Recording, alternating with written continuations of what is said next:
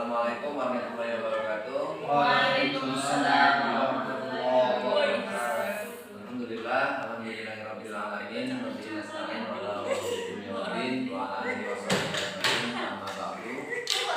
Pertama-tama marilah kita panjatkan puja serta puji syukur kita atas kehadirat Allah Subhanahu wa taala yang telah melimpahkan rahmat, taufik serta hidayah sehingga kita dapat bermuajahah bertatap muka dalam keadaan sehat walafiat. Alhamdulillah. Salawat serta salam kami agungkan kepada baginda kita Nabi Agung dan Mulia Nabi Muhammad yang telah membawa umat Islam dari zaman Romawi menuju zaman Pak Jokowi. Baiklah, tanpa memperpanjang mukadimah, kami di sini akan mempresentasikan materi mengenai jujur dan adil. Yang materi jujur sendiri akan disampaikan oleh teman saya, oleh saudara Rosi Saputra. Kepadanya waktu dan tempat kami persilakan.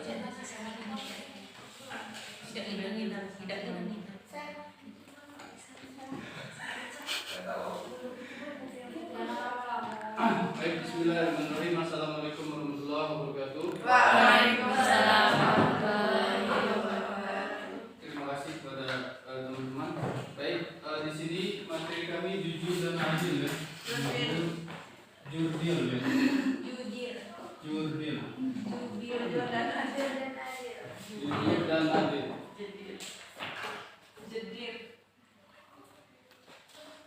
Baik, kemudian teman-teman, dikatakan kata jujur tentu saja kita tertuju kepada setiap berkata sesuatu yang sesuai dengan fakta, kondisi atau yang terjadi di lapangan, fakta. Nah, inilah daripada pengertian daripada kata jujur. Teman-teman, berhubung pada materi poin yang akan saya sampaikan adalah berkenaan dengan perilaku jujur. Maka di sini kalau kita lihat di makalah yang kami publish atau makalah yang kami share, setidaknya dari perilaku jujur ini kita membagi kepada 3 bagian. Pertama kepada keluarga, kemudian yang kedua sekolah, dan yang ketiga itu kepada sosial atau masyarakat.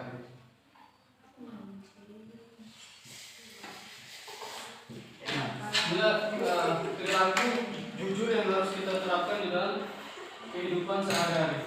Adapun kepada keluarga, maka hendaknya setiap orang yang berada di dalam keluarga ini ada ayah, kemudian ibu, lalu kemudian anak, kakak, adik dan sebagainya, itu hendaknya saling bekerja sama dalam hal kejujuran. Bayangkan kalau di rumah kita itu tidak ada kata kejujuran, saling berbohong, umpamanya kan, istri berbohong kepada suami, suami berbohong kepada istri, bahkan mungkin kan orang tua berbohong kepada anak. Nah, bayangkan kalau di satu keluarga itu tidak adanya kejujuran di dalam keluarga, tentu akan menemui ketidakharmonisan di dalam rumah tangga tersebut. Beginilah kejujuran yang perlu diterapkan di keluarga atau rumah tangga. Selanjutnya ada yang namanya perilaku jujur di sekolah. Di sekolah, anak-anak tentu saja peserta didik kita, yang saat ini masih menjadi mahasiswa, tentu saja harus juga berperilaku jujur baik kepada sesama teman maupun kepada semua yang ada di lingkungan sekolah ataupun lingkungan kampus, kepada satpam, kepada karyawan-karyawan, bahkan kepada dosen. Bayangkan kalau mahasiswa tidak jujur, katakan tidak jujur kepada satpam, helm ada tapi katanya hilang. Bingung satpam kan? Bingung. Pak, helm saya hilang Pak, katanya helmnya ada. Inilah gabut ya. Ini harus berperilaku jujur di lingkungan sekolah, atau kampus ya, kampus. Adapun orang-orang yang ada di kampus itu tentu saja karyawan, kemudian guru, siswa dan lain sebagainya. Nah, ini lingkungan yang harus kita lakukan daripada perilaku jujur. Kemudian yang terakhir teman-teman ada perilaku jujur di lingkungan sosial atau masyarakat. Di lingkungan masyarakat ini, maka tentu sangat dipentingkan atau tentu sangat perlu kita untuk melakukan bersosialan atau bersosialisasi di lingkungan masyarakat kepada orang lain dalam hal ini untuk berperilaku jujur.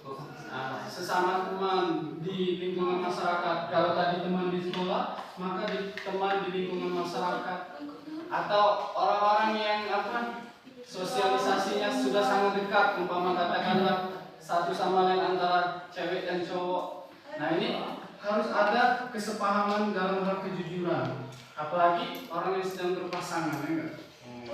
Ini harus ada kejujuran, ya.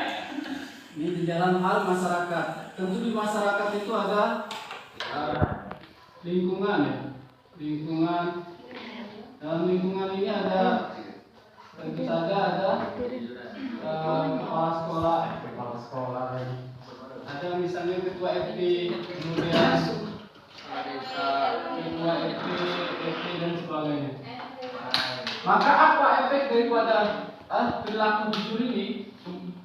Perilaku jujur ini akan membuahkan hasil nanti efeknya ini. Maka nanti akan dijelaskan oleh teman saya. Setelah ini akan dijelaskan oleh teman saya, kepada teman saya yang akan menjelaskan kepada Rizky.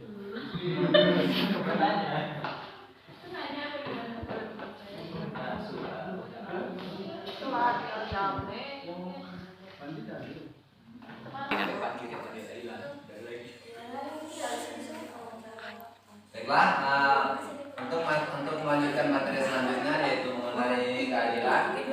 Nah, yang akan dilanjutkan oleh teman saya, saudara Rizky Prananda, kepadanya kami persilahkan.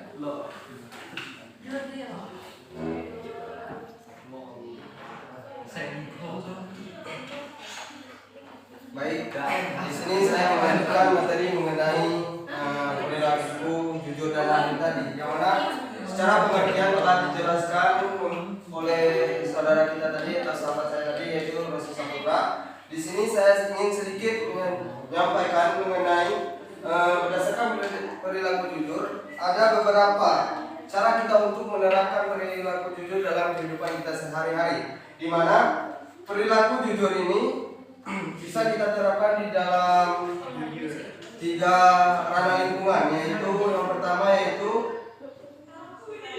rumah atau keluarga.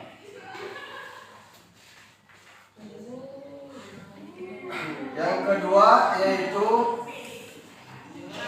sekolah.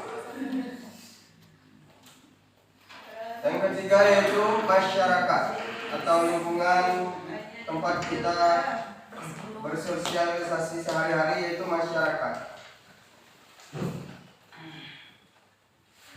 Nah, bahwa dalam perilaku jujur dapat kita ambil contoh di dalam rumah atau di dalam keluarga kita ini, seperti halnya kita contohkan ketika orang tua kita memberi tugas. Seperti mana tugas yang dimaksud di sini, misalnya kita sebagai anak disuruhkan orang tua untuk membeli gula, minyak, dan lain sebagainya. Yang mana di sini di dalam kita berjalan tugas yang diberikan oleh orang tua kita tersebut, maka kita di sini harus perilaku jujur, yang mana nantinya jika ada kembalian dari hasil belanja kita tadi, itu tidak boleh kita korupsi atau kita ambil untuk kita simpan, melainkan kita mengatakan kepada orang tua kita bahwa hal yang sebenarnya, berapa kembaliannya, berapa harganya, dan sebagainya. Nah, yang kedua yaitu di lingkungan sekolah, yang mana di lingkungan sekolah ini banyak sekali yang bisa kita lakukan dalam berperilaku jujur. Sebagaimana contohnya yaitu ketika kita melaksanakan ujian yang diberikan oleh guru atau ujian semester yang kita lakukan, itu kita berperilaku jujur. Contohnya tidak menyontek dan tidak berperilaku curang dan lain sebagainya, menyontek dan mengganggu kawan untuk meminta-minta jawaban. Nah, kemudian dalam perilaku jujur yang ketiga di dalam lingkungan masyarakat, yang dimana di lingkungan masyarakat ini yaitu untuk membangun masyarakat yang tentram, harmonis, dan saling menghormati. Yang mana contohnya di sini kita dalam bermasyarakat tidak boleh atau tidak menyampaikan yaitu berita yang hoax atau gosip. Kita harus menyatakan hal yang sesuai dengan fakta. Maka kita bisa dikatakan berperilaku jujur. Yang dimana juga di sini tadi yaitu mengenai adil. Dalam konteks adil juga itu bisa kita terapkan di dalam kehidupan sehari-hari berdasarkan ketiga ranah lingkungan ini juga, yang mana di rumah dan keluarga. Sebagaimana contohnya di dalam keluarga itu yang dilakukan oleh orang tua kita, yaitu misalnya kita memiliki 3 bersaudara, yang mana yang satu itu masih kelas 1 SD, yang 2 itu masih kelas misalnya 5 SD atau 6 SD, kita itu sudah kelas misalnya paling tinggi SMP atau SMA, yang mana orang tua kita ini berperilaku adil. Contohnya ketika dia meninggalkan uang saku kita, yaitu harus sesuai dengan kebutuhan dari anak-anaknya. Misalnya anak yang bungsu itu mendapat 50.000 misalnya dalam seminggu atau sebulan. Ya, yang kedua yaitu misalnya mendapat uang misalnya 100 untuk dia seminggu atau sebulan. Begitu juga yang anak pertama, yaitu karena dia sudah tinggi, ketika kebutuhan sekolahnya banyak dan ini lain sebagainya, itu seorang ayah atau ibunya itu meninggalkan uang saku sekitaran 200.000. Yang mana di sini konteks ini bahwa yang diterapkan oleh ayahnya itu berperilaku adil sesuai dengan kebutuhan. Baik, yang kedua yaitu di lingkungan sekolah, yaitu yang dimana di sini saling menghormati dan menghargai tugas dari masing-masing kita. Sebagaimana ketua dan semua pengurus kelas, kalian harus memperlakukan mereka dengan adil sesuai posisi masing-masing di kepengurusan kelas. Misalnya dalam kelas itu terdapat berbagai kepengurusan. Misalnya ketua kelas, misalnya bendahara, sekretaris, ya, yang mana di sini dalam tugasnya dia berperilaku adil. Sebagaimana sekretaris ditugaskan untuk berkontribusi kepada absensi jurnal kelas, dan bendahara yaitu mengelola keuangan kelas seperti uang kas dan lain sebagainya. Ketua kelas juga yaitu untuk mengkoordinir semua dari anggota-anggotanya, dan kita sebagai anggota di dalam kelas itu harus berikut serta adil dalam memahami kepengurusan mereka dan mengikuti aturan mereka. Nah, kemudian di dalam masyarakat perilaku adil kepada ini bisa tetangga maupun warga dalam satu desa ataupun suatu RT ataupun di sekitaran lingkungan rumah kita, baik kiri kanan, depan belakang dan lain sebagainya, itu yang mana memperlakukan tetangga dengan baik, tidak merusak nama baiknya dengan menyebarkan cerita-cerita negatif. Maka kita di sini harus berperilaku adil di lingkungan keluarga. Contohnya tidak memilih itu keluarga yang bisa dikatakan ekonominya di atas, di bawah, itu kita tidak bisa memilih hal itu. Kita harus berperilaku adil. Ketika kita bisa menolong, kita menolong, dan ketika kita yang lainnya juga kita bisa tolong, harus kita tolong. Maka kita bisa berperilaku adil tanpa memilah-memilah dari segi apapun. Maka di sini perilaku adil dan jujur ini sangat kita butuhkan dalam kehidupan kita sehari-hari, supaya kita bisa disenangi dan bisa dicintai oleh Allah Subhanahu wa taala juga. Mungkin itu saja cara berperilaku baik itu mengenai jujur dan adil. Kemudian saya kembalikan kepada moderator. Itu bro. Baiklah, itulah tadi mengenai kejujuran dan diterangkan oleh teman-teman kita, ya, Saudara Rosi dan Saudara Rizky Fernanda, sebagai penguat, ya, sebagai penguat dari pemahaman yang telah dijelaskan oleh kedua teman kita tadi. Di sini Allah Subhanahu Wa Taala berfirman, yang mana artinya, wahai orang-orang yang beriman, hendaklah kamu jadi orang-orang yang selalu menegakkan kebenaran karena Allah Subhanahu Wa Taala, jadi saksi dengan adil, dan janganlah kamu sesekali kebencianmu terhadap suatu kaum, mendorong kaum untuk berperilaku tidak adil.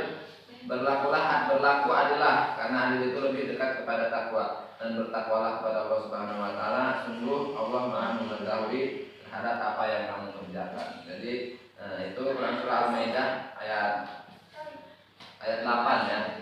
Jadi kita berperilaku adil itu karena ingin menjunjung kebenaran, bukan karena pertemanan, bukan karena persaudaraan, bukan karena kekerabatan. Jadi memang seakan-akan kita melakukan kejujuran dan keadilan itu hanya untuk mengharap kebenaran.